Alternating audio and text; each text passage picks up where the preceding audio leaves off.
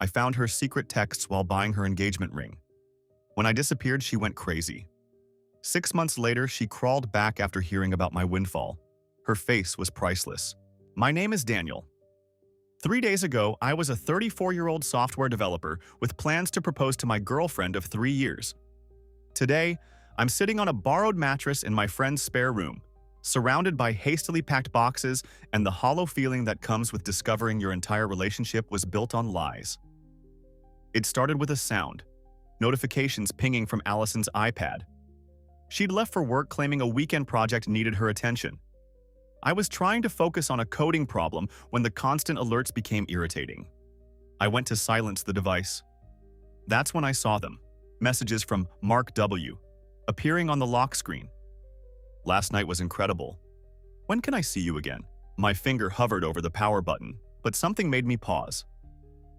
The sick feeling in my stomach wasn't surprise. It was recognition. Those late nights at work, the unexplained girls' nights out, the sudden password changes on her phone. I'd been blind by choice. I entered her passcode and the full conversation unfolded before me. Messages going back 7 months. Photos I can never unsee. Plans made while I was sleeping beside her.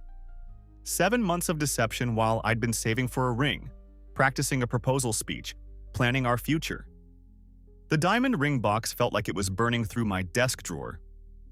I'd spent 3 months' salary on it, had it custom designed with a sapphire accent because blue was her favorite color. With mechanical precision, I began to move. First, I called my boss and arranged to take Monday off. Then I called my closest friend. She cheated, was all I could say. Shit, man. For how long? Months. I just found out. What do you need? A place to stay. Help moving. I'll be there in 30 minutes. Next, I called the jewelry store. Yes, they had a return policy. No, I didn't want to exchange it. By evening, I had a plan. Allison wouldn't be home until late. Another work event that her messages revealed was actually dinner with Mark.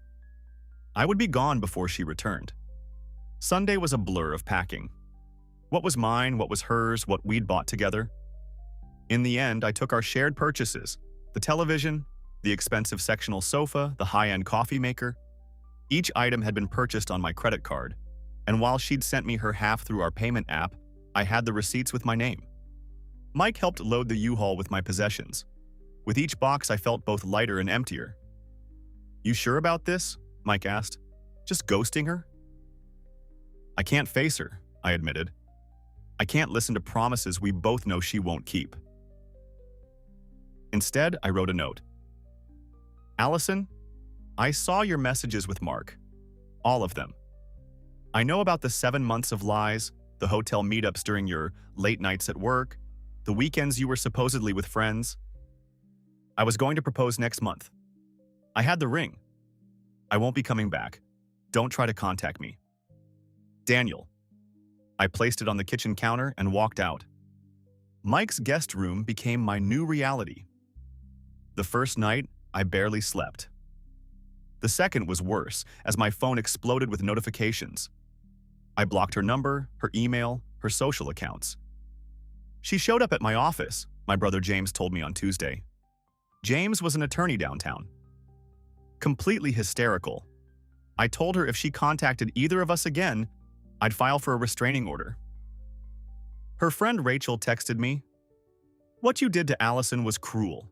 You could have at least talked to her." I responded, "I was ready to marry her while she was sleeping with another man for over half a year. What I did might have been cruel, but it isn't as cruel as what she did to me." Mike's girlfriend spotted Allison at a bar downtown, getting blackout drunk until security escorted her out. The news gave me no satisfaction. Despite everything, I didn't want her destroyed. I just wanted her gone from my life. The weeks that followed were a masterclass in rebuilding.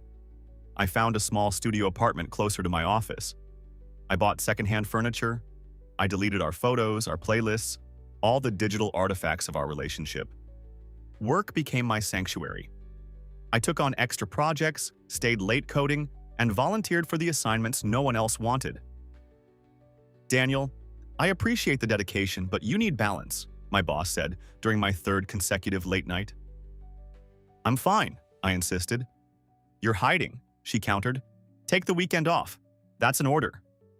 Reluctantly, I complied. I found myself at a small coffee shop where I shared a table with a woman named Elena, an illustrator working on a children's book. We talked for 3 hours. I didn't mention Allison. She didn't ask about my relationship status. As autumn turned to winter, I developed a routine: work, gym, occasional dinners with friends, and Saturday mornings at the coffee shop where Elena and I continued to meet. Slowly, I began to feel like myself again. In January, I received life-changing news. The startup I'd invested in 2 years earlier, a small financial technology company Allison had criticized as a risky waste, was being acquired by a major corporation. My modest investment had suddenly become worth nearly 20 times its original value. I quit my job the following week, accepting a long-standing offer from James to join his firm as their technical consultant. I put a down payment on a small townhouse and adopted a rescue dog I named Compiler, Comp for short. Life was settling into a new normal I could almost recognize as happiness. Then came the text from a number I didn't recognize. I heard about your windfall. Always knew you'd make it big someday. I miss you. Can we talk? The message hit me like a physical blow. 7 months had passed since I'd walked out of our apartment. 7 months of rebuilding, of learning to trust myself again. 3 days later, she was waiting outside my new office building. Daniel, she called as I exited. She looked different, thinner, her hair cut shorter. Please, just 5 minutes. Every instinct told me to keep walking, but something, curiosity, closure, or just shock, made me stop. We sat across from each other in a bustling cafe, steam rising between us from identical cups of overpriced coffee. You look good, she said finally. What do you want? I asked. I made a terrible mistake. What I did to you, there's no excuse. I've been in therapy, I've changed. I miss us, what we had. How did you hear about my investment? She blinked, caught off guard. Rachel's boyfriend works at Harrison Financial. He mentioned the acquisition. Convenient timing for your sudden regret. It's not about the money. Her voice rose before she lowered it again. It just made me realize you're moving on, building this amazing life, and I'm still stuck, still missing you. I studied her face, the face I'd once known better than my own. There was emotion there, but also something calculating that I'd never noticed before. Or maybe it had always been there, and I'd been too blind to see it. Where's Mark? I asked. She flinched. That ended months ago. It was nothing. A stupid mistake. 7 months of stupid mistakes. I know I hurt you. You destroyed my ability to trust, I interrupted. You made me question every memory we shared. Was any of it real? Or was I just convenient until something better came along? It was real, she insisted. The best parts of my life were with you. Then why? I don't know, she whispered. I was selfish, afraid of committing. I looked at her and felt a strange sense of calm descend. The woman across from me wasn't a villain. She was just human, selfish, flawed, just like me. I forgive you, I said finally. Her face lit up with hope. So we can... I forgive you because I need to move on. But we're done, Allison. Because of one mistake? Hundreds of choices, I corrected.